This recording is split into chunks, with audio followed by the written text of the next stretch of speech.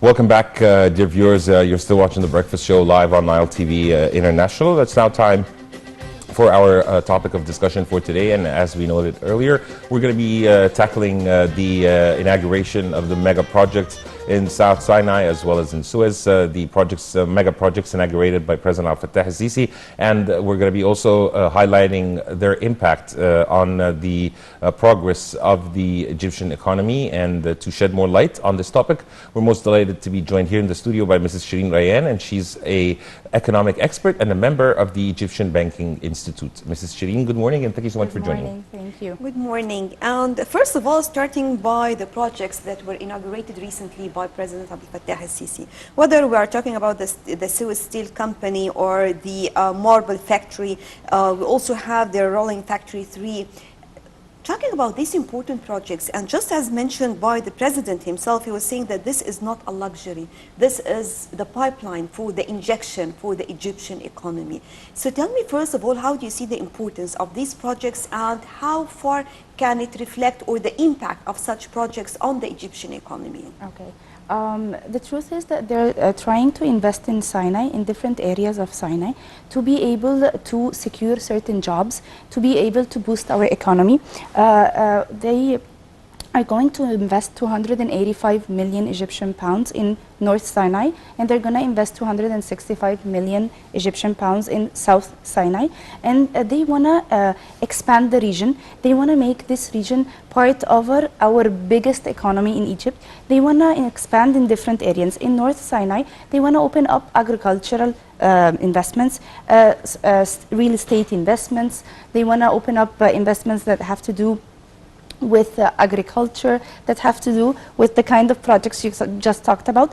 They want to make sure that people are going to work there, that the money is going to come in the company, in the companies and in the industry in Egypt. In Sinai, in the other area of South Sinai, they want to invest as well in agriculture, in education. They want to build a different kind of system. They want to create jobs where people will actually leave their areas and go and live in Sinai and bring up this area. What happened is that they talked and made the talks this last Sunday with World Bank, and they decided that they want to invest $1 billion in the entire area, whether it's South or North Sinai, and that the process of the investment has to be a little bit speeded up, and they talked about finalizing those investments as soon as possible so that we can start the projects, and the projects are finalized by 2022. If the projects are truly finalized by 2022, we will be investing about 75%, even more, of the investments we invested last year or the year before that. What's going to really happen is a lot of jobs are going to be created. A lot of international companies will come and invest and open up their industries in Egypt. A lot of imports and exports will be coming and going out of the country. And I believe that this area actually needs a certain kind of not just economic stability, but cultural stability. And the more investment you invest in a certain area in the country, it gives the people who live there a certain kind of sense of security, sense of ownership of the place. So what's going to really happen is a lot of different areas are going to be opening up, a lot of different buildings are going to be built, whether it's real estate for the companies or whether it's buildings for the employees to actually work there. The entire area is going to grow in a way that people are not used to, because the investment is almost double the investment. $1 billion is a very big investment. World Bank has been investing in Sinai for several years, but this time the impact is going to be different because they want to do everything at the same time. They're not going to really wait for it. They really want this project to be done in 2 years. The time frame is very limited, and the amount of money is a huge amount of money. It's almost double as last year or the year before that. So they want an immediate impact where people get jobs, a lot of money is invested in that place, people get better results, people are more educated, where they get a lot of new companies in there. So it's an impact that will be spread out the region, not only in Sinai, like in our gross domestic product as Egypt, immediately. It's not a 6 or 10 year project where we're going to wait and maybe it's going to work or maybe not. They actually have plans. They actually have World Bank investing in that area. They also have Kuwait Arab Economics investing in that area and other Arab countries investing in that area. It's a project where it's really well projected. It's a project that is dedicated for that area. It's customized for that area so that when in 2 years from now, that area has a different perspective, or it's at a completely different level. I believe that maybe Cairo is one of the areas where we invest the most. I believe that they're looking forward to make Sinai as big and as an investment area as Cairo. I also believe that it's very smart of Egypt not to invest just in one area. When you invest in different areas of the countries, what happens if the population moves from area to area instead of everyone coming to the same area? A lot of people come from different regions of the country to Cairo to work. So if there's the same opportunity or even better opportunity in Sinai, I believe that the population from the different areas of Egypt or even in Cairo will be a little bit stressed out and like moved away and gone to actually Sinai. And I also believe that if the population in Sinai is bigger, it will decrease the amount of problems and issues they actually have there. So I don't believe that the investment is just for money. I believe it's the investment to say this is an important region. We really care about Sinai. We want it to grow and we want it to be a very big place in Egypt. We want it to be part of our gross domestic product. So we're giving you the money, we're giving you the education, we're giving you the tools, we're going to have employees, you guys are going to have investment, you're going to have industries, we're going to take care of your agriculture, we're going to take care of whether it's fertilizers, whatever you guys need, but we need Sinai to grow as an area, as a whole area. And 2 years is a very short time in any business plan, actually. Not a lot of people do a lot of things in 2 years, so I believe that the business plan was done very detailed with a lot of professionals. And I also believe that the leaders in Egypt believe that if Sinai grows, a lot of stability will come to the entire country, because it's not a place where a lot of people feel very comfortable to go to. And we shouldn't have an area in Egypt where we don't feel comfortable to go to, actually. Yes. Also, Mrs. Sherien, yesterday President Abdel Fattah al-Sisi has highlighted the importance of the automated control of the commodities or the products that are leaving the factories or either incoming or outgoing. The importance of the digitalization of such a process is important to bring an end to any sort of corruption or fraud or that within that context. How do you see this, and to what extent can we see this soon being applied? Digitalization in general is when you take everything that is done manually by human beings and doing it digital on computers or PCs or technology. It benefits different areas. First thing is you can compare things with each other easily. You can go into an international globe easily, because if everything's done through digital information or through PCs or through computers, if I want to implement a new policy or if I want to merge with an international company, it's easier for them to come and see their digital area, how is it looked, how do they process things, how do the numbers go up and down, and merge it with an international company. So when it's digital, it's easier for them to merge. Second thing is what you really said. It's easier for people to audit machines. It's easier for people to ask machines not to do human errors. It's easier to do an actual analysis where I know, okay, this time a year, the company brings in more money than this time a year, or this is costing us a lot of money, or all these data and analysis, when they're done digital, it's a lot easier. When you have like 1,000 pieces of papers and books open there, it's very hard for you to see all the information in one screen or all the information in one area and actually do a proper analysis. Another thing is if it's done digital, and I believe that if I do this project in Sinai and it's done digital, if I want to move this project to Aswan, Sharm el-Sheikh, even Cairo, wherever the region is, I can take the entire system and move it exactly the same. It will be a replica of the same system. I will not have to build a different system. I will not have to bring in different people. It will be that's what international companies do. International companies use digitalization so that when you come to the same company anywhere in the world, it's the same network. If I want to audit and I want to make sure that things are correct if you are doing something and she's doing something else, how can I say who's correct? But if it's done on a digital level, what I'm going to say is you guys have to be aligned, because the system is the same system. When things are done digital, it's like entries. You put in the things that need to be put it in data entries. Your entries will be exactly like her entries. So when I come and compare the entries, I can say you missed this transaction was done late. This Monitoring becomes a lot easier. A lot easier. Comparisons become a lot easier. Efficiency becomes a lot easier. I can say we did this in a very slow manner. We have to speed it up. We need a specialist in this area so we can boost these things up. Yes. It also Indicators and analyses are much easier. and it's also a little bit more error-free, because sometimes you can forget to write something.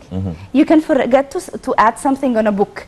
You can forget an information that someone called you on the phone and gave you a certain kind of information, and it's a very crucial and critical information. You can forget it. But if everything's downloaded down to a system, in 1,000 years you can go back to that system and see what you have actually done. Digitalization is very important worldwide. It's not just important for Egypt, but I believe that they support digitalization. So if a project in Sinai works very well, we can replicate the same project anywhere else if it's done with digitalization. Yes. And if an international company decides to invest in Egypt, if we have a digital company, they will think that we are up to an international market standards, where the employee, even the employees in education and everything, they have the certifications to work on digital I think you will be platforms. able also to make more analysis for the market very easily before starting any business. So we are talking about IT or information technology in general. And from here I want to ask you about how do you see the Egyptian potentiality in this respect, whether we're talking about human resources or human capital, talking about the infrastructure. So far, how do you see it? I know that all of the new cities actually will be built on this system as well, and now most of the, if not all by a certain time, all government entities also will be digitalized. This is, we're moving forward to digitalization, whether it's a public sector or whether it's the private sector. This is true. What is happening right now is a lot of companies are doing induction programs where employees who have never been working on those systems are trained on those systems properly. This will boost economy as well? I truly believe it will boost the economy, because the things that will take 10 or 6 hours, 5 or 6 hours, I'm sorry, to do, it will take us 1 hour to do with the system. The analysis that will take us 2 or 3 days to come up with, it will take us 2 or 3 hours to do it on digitalization. It will put us in another area on the map. It will make us do things easier, faster. It will make us do things in a very logical way. Now there's a lot of software that has to do with technology, that has to do with emotional intelligence and artificial intelligence, where they actually get programs, get the data from the digital data and can tell you what customers want and expect in 5 or 6 years. So if this investor came to Egypt and he invested in this industry, in this company, this 5 or 6 years, we can track his level of behavior, where if we show him certain numbers or do certain things or track or add value to the company in a certain way, that he will be capable and willing to invest double the money or triple the money in 5 or 6 years. Digitalization will not only help us do things faster, not only for the audit and not only for actually replica, it will also help us predict human behavior in the future, where we can actually invest more. Is it expensive? It's very expensive. Not all companies are capable of doing it, but it's a move that has been done worldwide, and I believe that Egypt is not less than anyone else, and that we do have the capabilities of doing it and the capabilities of moving forward. And I also believe that now we are all on all of us are all on our tabs and our phones. Everyone's actually in their daily life.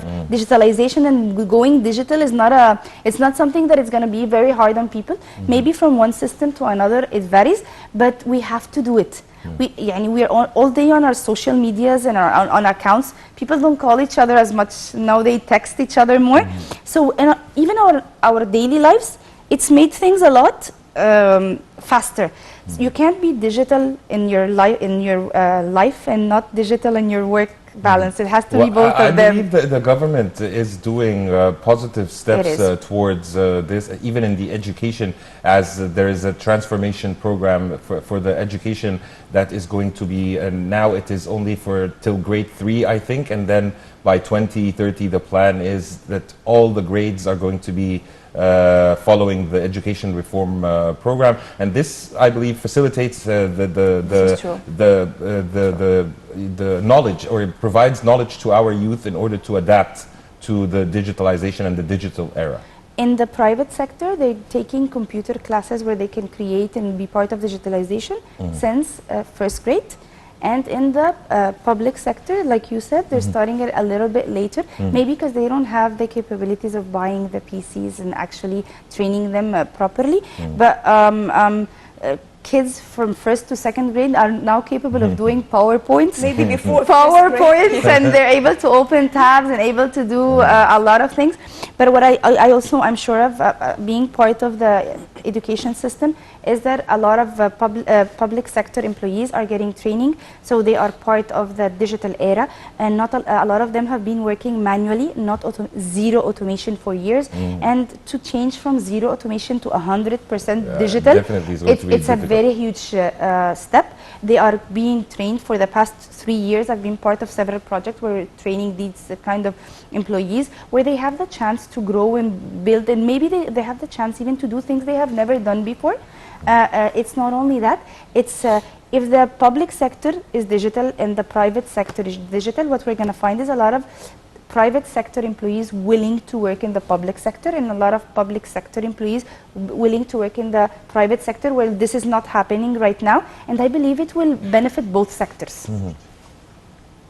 You know something, while talking about this, talking about the idea that we have now a public economic awareness. I mean, in the past, economy used to be something it's not really the favorite Topic. actually for many people. But nowadays, it's on the contrary. I mean, now we can see the efforts exerted, whether we're talking about the government or the public or the private sectors, we can see the awareness among people. Now they understood, and maybe also the reports and how the international leaders and communities are praising the performance of Egypt when it comes to the fast economy and the GDP and all this. If you agree with me, I want to discuss this in more details, because definitely this is the future. True. I truly believe that for the past 5 or 6 years, what's really happened in Egypt is that they came up with plans in different sectors and in different areas where we move not 2 or 3 steps forward, like 10 steps forward in a very small and limited time, where they decided and said people need to be digital, people need to be more educated, people need to have international certificates. When international companies come to work, they have to make sure that these employees will do these transactions, whether they're in London, in France, in Paris, in Bangladesh, or in Egypt. So for us to be able to give them the same level of service, we have to be properly trained. So that's why I truly believe that our economy is growing, it's booming. It really, people are seeing us in the world like a country that looked at its people and looked at its industry and looked at its money, and it's properly investing the money where we can see a direct impact in a very short term of time. What I didn't see in the past was that there was an impact, but the impact was not in a very high level of impact. It didn't give us a big boost. The level of hierarchy of the boost was very small, and the time frames were so long And the that you level of didn't feel. performance, yes, as you mentioned. You didn't feel it. You didn't feel that this happened. But right now, I'll tell you something else. Social media has a lot of it to do with a lot to do with this. What happens is a lot of our public sectors right now, when they do any kind of achievements, they put it on their social media, and a lot of the youth people read that and start believing that they're doing a lot for us. We can make it in this country. They're investing in our education. Multinational companies will be here. If you're raised and born here, you don't really want to leave unless you feel there's an opportunity. When you feel there's an opportunity in Egypt and that multinational companies are going to be here, or even that the public sector is going to be so good that people are going to really fight to enter that sector, or fight to enter the private sector, you're going to be able to stay here. Our economy is bigger, and you are right, youth are being willing to learn and understand and see our economy in a different way.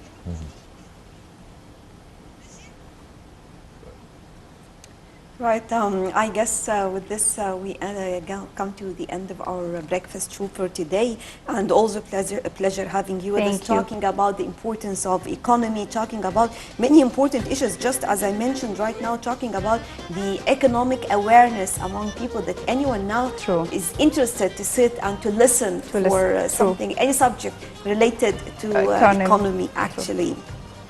Yes, So. Mrs. Sherien Rayan, an economic expert and a member of the Egyptian Banking Institute. Thank you so much for being with us, and thank you for your insights. Thank you. Thank you very much for being with us, and I guess very soon we will bring you a live coverage, as we know that President Abdel Fattah al-Sisi will attend the celebration commemorating the birth of Prophet Mohamed, peace and blessing of Allah be upon him, and the President himself is going to deliver a speech actually for the Egyptians as well. So with this we come to the end of our breakfast show for today. Thank you for joining us, and stay tuned for more coming up on Nile TV International.